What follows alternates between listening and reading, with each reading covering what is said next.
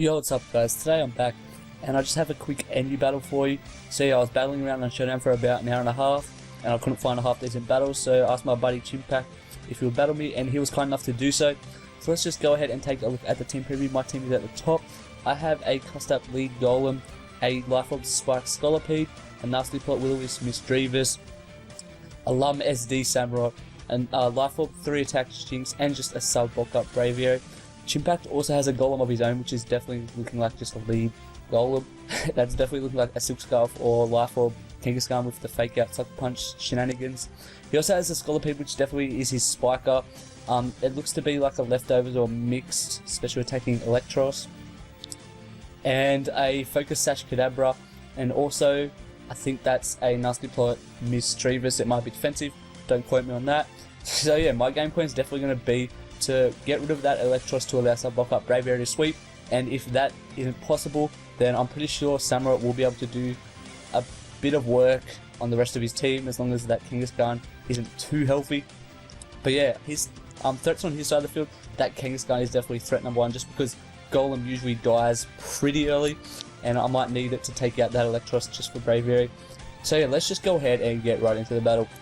So as you can see, I'm going to lead Jinx. Chimpact just leads Golem. Turn 1, I'm just going to go straight for the Lovely Kiss, trying to catch this Golem and prevent him from setting up Stealth Rocks. He just makes a good play though and just follows his Scolipede to sleep. So what I'm going to do is just fire for a Star Kick, knowing that there's really nothing on his team that wants to come in and take it. This Misdreavus comes in and reveals that he's a more offensive variant, as he will get 2-hit carried by the Life Orb Psychic.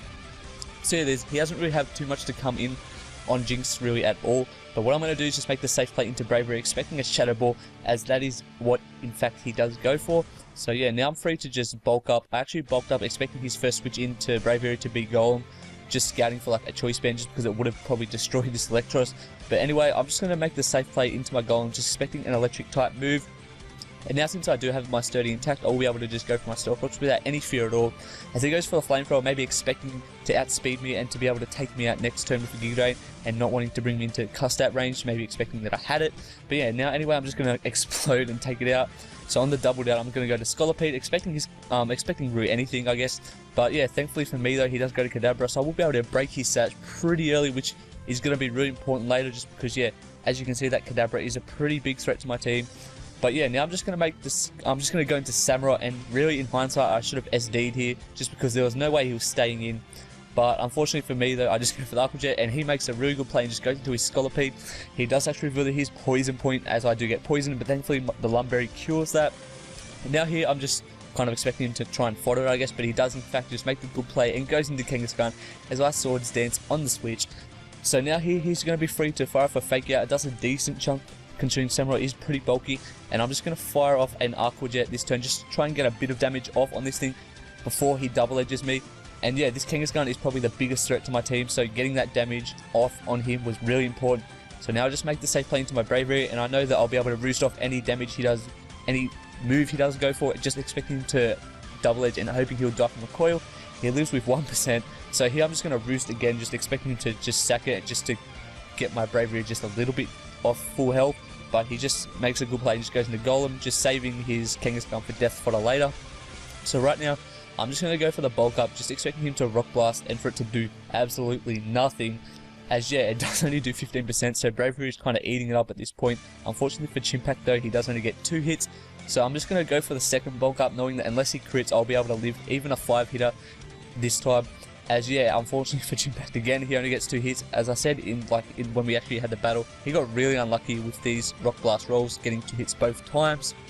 Now I'm just going to go for the Roost, just trying to heal off any damages. He goes into Kadabra.